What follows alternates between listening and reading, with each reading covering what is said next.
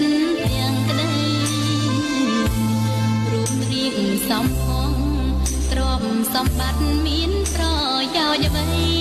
បើស្នេហាខ្វះចិត្តប្រណីក៏គ្មានថ្ងៃរកត្រាយសុខបានស្នេហ៍កាលកន្លងសែនជូរចត់ព្រោះជួបនឹងចិត្តសាមាសំណាងមិនល្អជួបតែរឿងរ៉ាវរំខានស្នេហ៍បាំងមនុស្សចិនព្រានបំផ្លា